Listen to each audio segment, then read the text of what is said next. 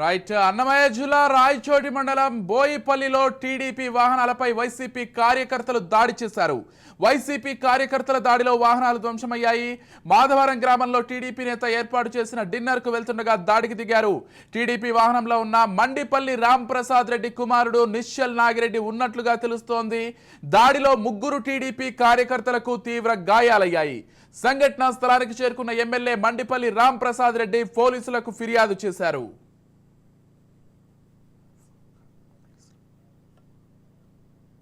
9:40 గంటలకు రాయచోటి మండలం ఎండపల్లి గ్రామం బోయపల్లి వద్ద తెలుగుదేశం పార్టీ సానుభూతి పరులు అలాగే ఆ గ్రామస్తుల్లో కొందరిపై వైసీపీ వాళ్ళు నిన్న ఓడిపోయామనే ఆక్రోశంతో 2 వాహనాలపై దాడి చేయడం, అలాగే తెలుగుదేశం పార్టీ మద్దతుదారులపై విచక్షణారహితంగా కత్తులు, కొడవళ్ళు, రాడ్లతో దాడి చేశారు.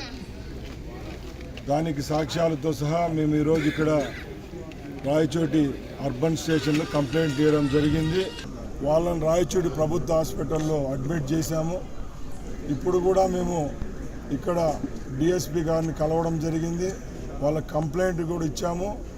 తప్పకుండా వాళ్ళు చర్యలు తీసుకుంటామని చెప్పారు. తప్పకుండా ఈ విషయంలో లోతుగా ఆలోచించి ఎవరైతే దాడికి పాల్గొన్నారో వాళ్ళందరినీ అరెస్ట్ చేస్తాం పొద్దున్నే లోపల అన్నారు. తప్పకుండా పొద్దున్న వరకు మేము వేచి చూస్తాం. సార్ మా ఇంటికాడ పటాకులు కలుస్తున్నారు సార్. సార్ పటాకులు కలుస్తాను నా కొడుకు. మళ్ళీ నా బిడ్డ ముందు సార్ నా బిడ్డ రోడ్లోకి వెళ్ళినాడు సార్. రోడ్లోకి పోతానే కుమార్ అనేవాడు, మల్లుగాడు, భానుగాడు, పోల్స్ వెంకటరామరెడ్డి.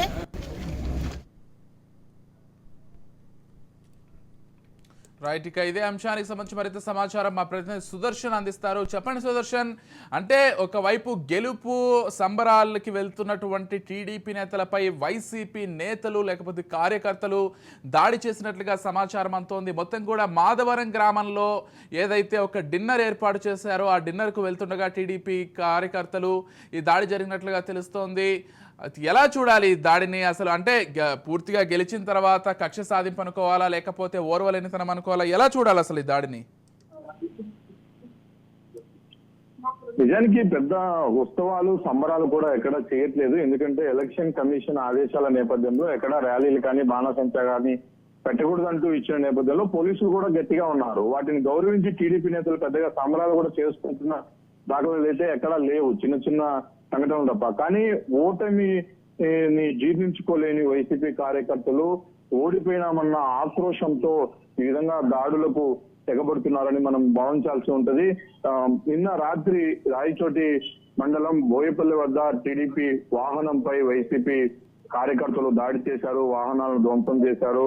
ఆ వాహనంలో వెళ్తూ ఉన్నది ఎవరో కాదు, స్వయంగా టీడీపీ నుంచి రాయచోటి ఎమ్మెల్యేగా గెలిచిన మండిపల్లి రాంప్రసాద్ రెడ్డి కొడుకు నిశ్చల్ నాగిరెడ్డి దాంట్లో వెళ్తూ ఉన్నాడు. ముందుగా వాళ్ళ తండ్రి రాంప్రసాద్ రెడ్డి మాధవరం గ్రామంలో ఏర్పాటు చేసిన డిన్నర్ కు వెళ్లి తిరిగి వస్తూ ఉన్నాడు. అతని వెంటే ఆ కాన్వాయ్ లోనే వాళ్ళ కొడుకు కూడా వెళ్తున్న నేపథ్యంలో మధ్యలో ఒక ఊరి దగ్గరకు వచ్చినప్పుడు అక్కడ ఒక కార్యకర్త తమ ఊరి దగ్గరికి ఆహ్వానం పలికేందుకు బాణాసంచా కాల్చారు.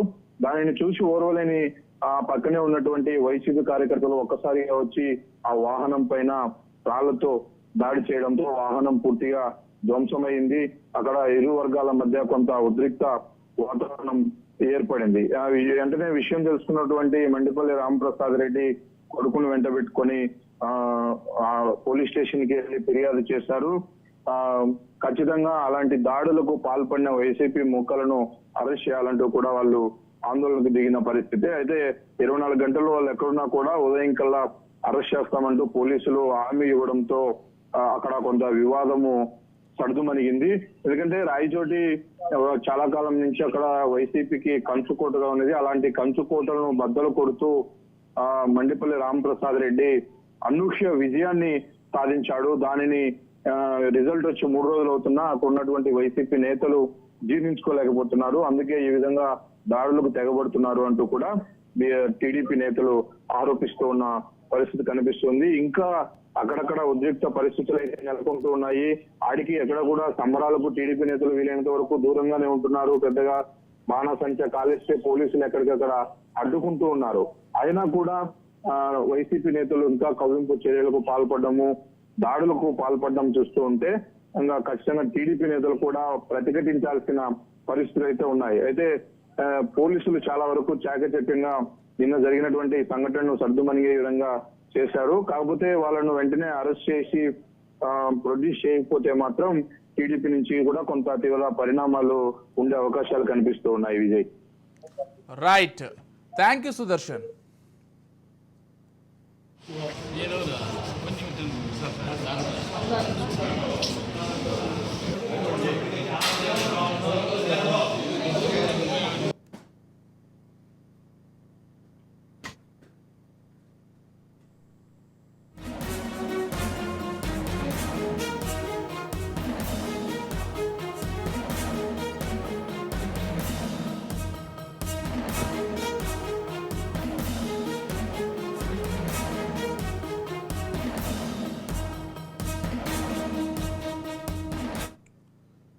Hyderabad district task force team పాతబస్తీలో రైడ్ చేసి ఓపీఎం హఫీం దాదాపు 12 కిలోలకు పైగా పట్టుకున్నారు.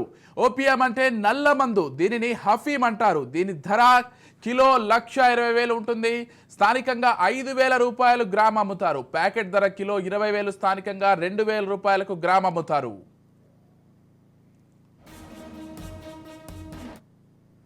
ఇక Hyderabad district task force team circle inspector Sirisha, sub inspector Praveen ఆధ్వర్యంలో హైదరాబాద్ పాతబస్తీలోని విజయ హోమ్ నీడ్ షాప్ లో రైడ్ చేశారు.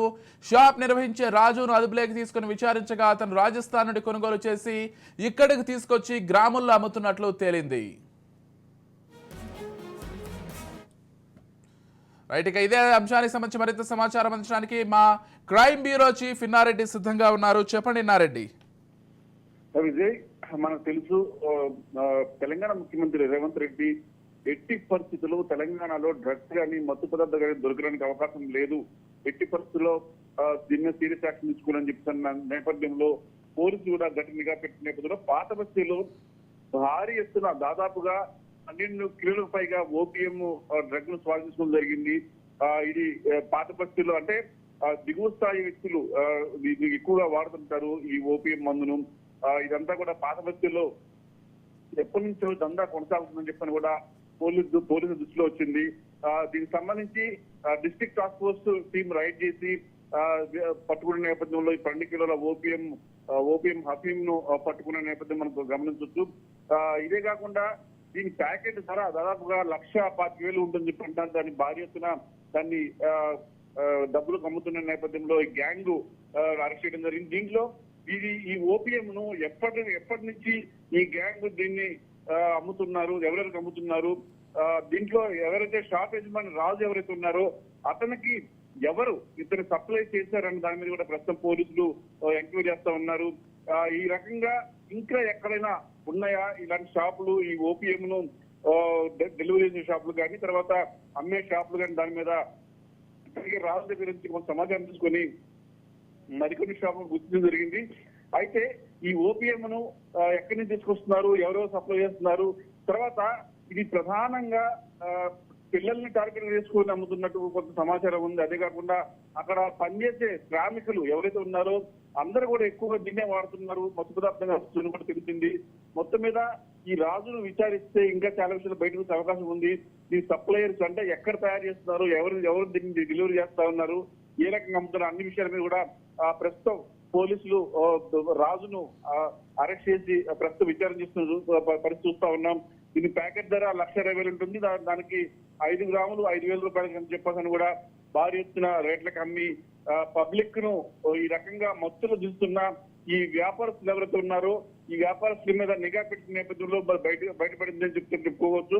పాతబస్తీలో ఎక్కువగా ఈ ఓపీఎం హఫీం నే వాడుతున్న నేపథ్యం చూస్తా ఉన్నాం.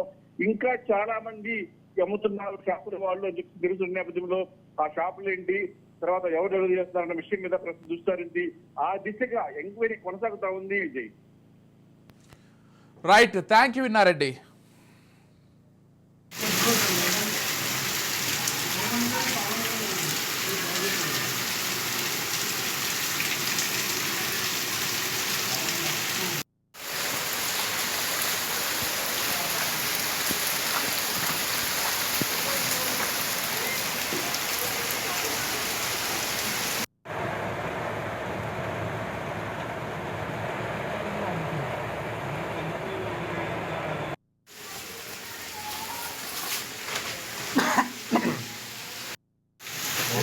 ఇది